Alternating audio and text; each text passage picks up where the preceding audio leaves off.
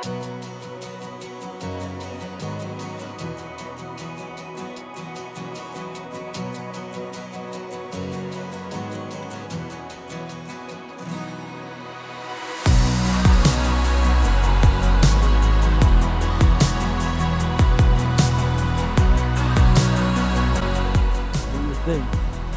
this work?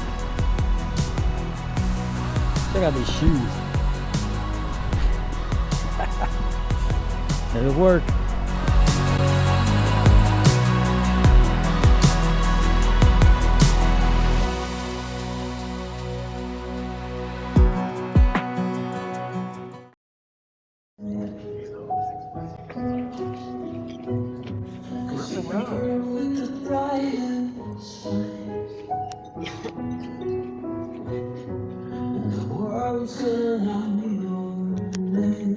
Hall of Fame holds all those, helps keep motorcycling alive, and makes millions of heroes out of the people that have dedicated their lives to making the sport go.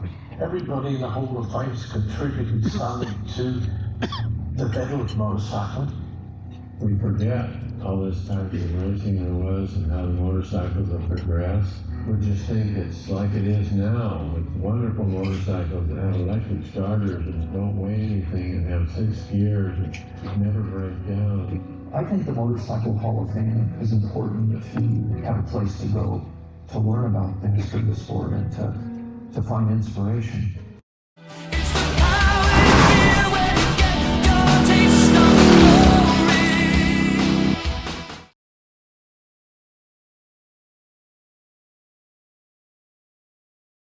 Harry, it's so great to be back on stage with you, and I know you know I'm a big fan of yours.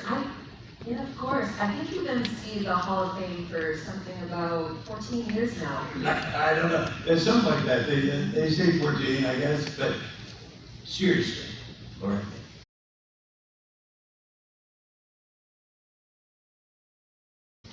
Every ceremony is very special. Every single one, and tonight is no exception.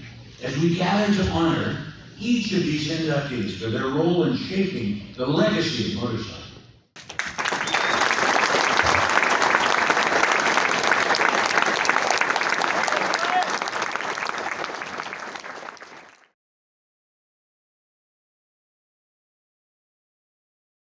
As the only racer to win a World Motocross Championship, an AMA Motocross Championship, and both AMA Supercross Regional Championships in the 125-250cc classifications.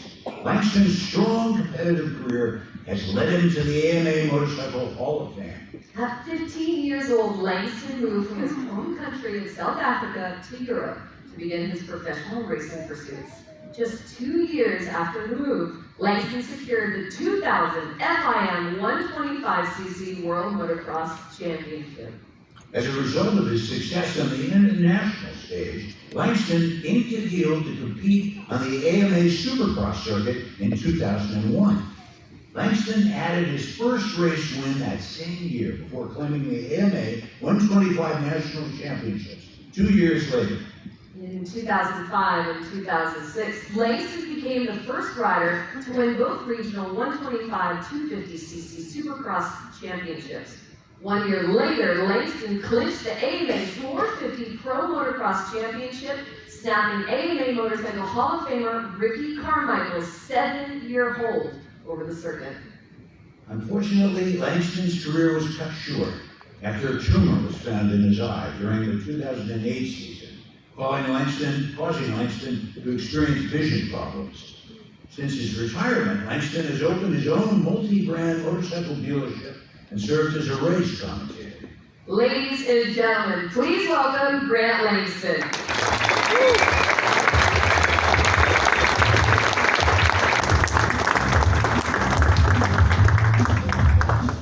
Presenting the ring, the Hall of Fame ring to Grant tonight is Hall of Famer Mark Blackwell. Please.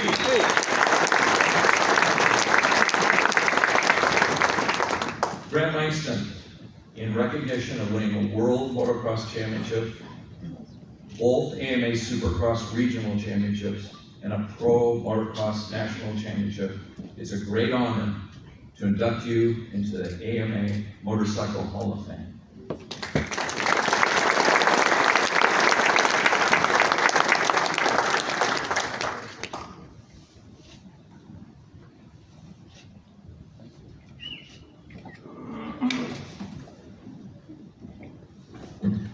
Well, it's always nice to be the first one up here. Maybe the first one to cry. Whew.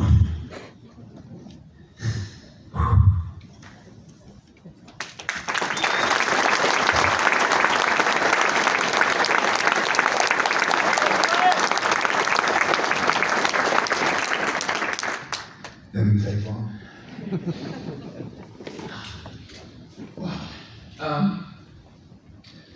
Growing up in South Africa, this was something I never thought about. To be honest, I didn't even know about the AMA or the Hall of Fame back then. But as a lifelong dream of being the best racer I could be, took us around the world, and my family, sacrificed a lot. We had a lot of great memories, but there was some tough times. Just being broke, being lost. Me not qualifying for GPs, and my dad just sticking it out with me, and it's a lot.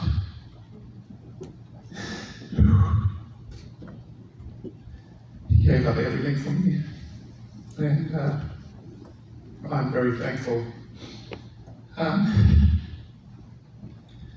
Motocross has brought me so much. It's obviously brought me here to this beautiful country. I've met a lot of great people. A lot of you sit in the crowd. I know a lot of you actually really wanted me to get into the Hall of Fame, so you know who you are. Thank you very much. It truly means a lot. A real lot. My hero growing up, Greg Langston, actually was one that congratulated me the other day, and my hero's not in the Hall of Fame, so it really is humbling. I want to thank again everyone that nominated, voted, and has supported me throughout my career. It really has been those people that helped want me get there and keep it going. After moving to America, I was fortunate to come over with a great team with KTM and get to race a friend of mine now who's also being inducted, Travis, and that was some great memories. Obviously in the lights, but no, there's Travis. So it was really cool to come over here and start competing at the highest level. And then I had the fortunate opportunity later in my career when I was getting ready to retire. I was in the area, and I actually got to go and see the AMA Hall of Fame. And it was at that moment it kind of hit me that said it would be a dream to be in here. I was looking on the walls and just seeing all the people I idolized and all the memories and going through there, just being, took me back to my childhood memories of watching a lot of those guys, and then even knowing the guys before them. So to have my name being put up there, it truly is surreal. So I also want to congratulate all the other nominees this evening. Travis and I actually go way back. A lot of people don't even know this, but he came to South Africa on 80s when he was 12 years old. So we had our first battle before we were teenagers, and it went on for a while until he decided to go on and do bigger and crazier things. So congrats, Travis, you deserve it. Ryan, you've just been not only an incredible rider, very solid, got the nickname of Diesel, but I think one thing people respect too is just what a great human being you are on and off the track. So you're very deserving, of course. Rita Coombs, I like to call Rita the godmother of two-wheel off-road. Her and the whole Coombs family have just done incredible things for our sport and the industry. And with elevating the sport, it made people like myself want to be here at the highest level competing. So congrats. And then Barry, congratulations. Barry and I don't know each other very well, but I've watched a lot of the highlights of what he's done and what he was able to do was seriously incredible.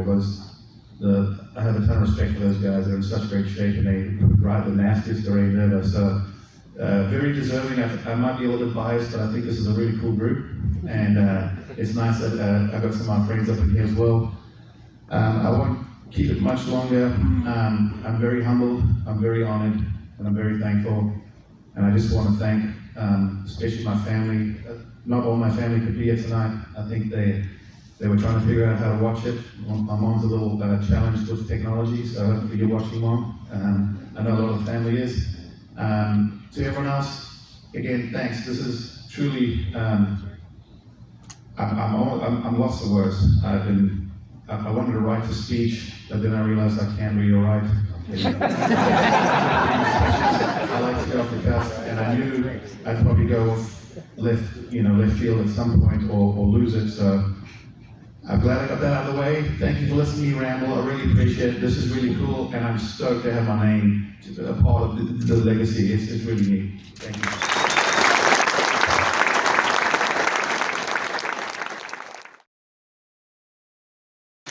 So of course you want redemption. So 2002, I was adamant this was going to be my year, and it wasn't. And then 2003, I had actually already signed with KTM to race the 250 two-stroke. And we were struggling, and I was getting a little frustrated in Supercross. And then they said, would you want to step down and ride the 125 outdoor? And I said yes, because I knew this bike and I felt pretty comfortable.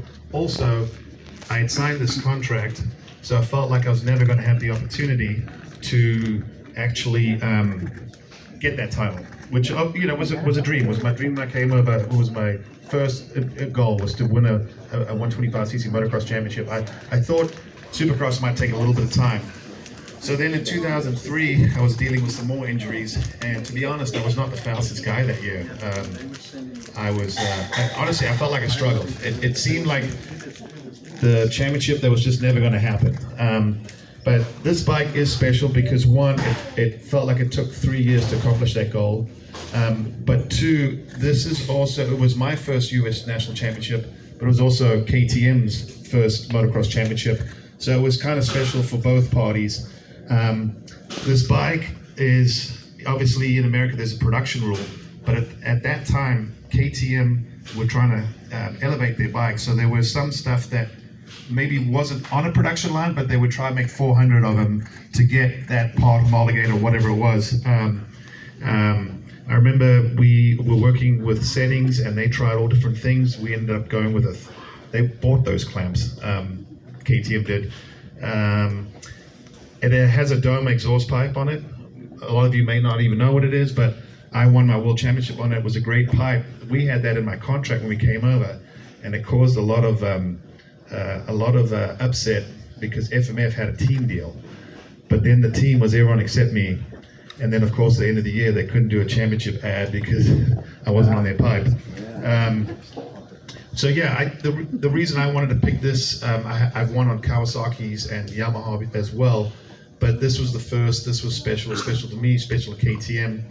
And now that everything's 4-stroke, let's just think we need a 2-stroke in the museum. Yeah.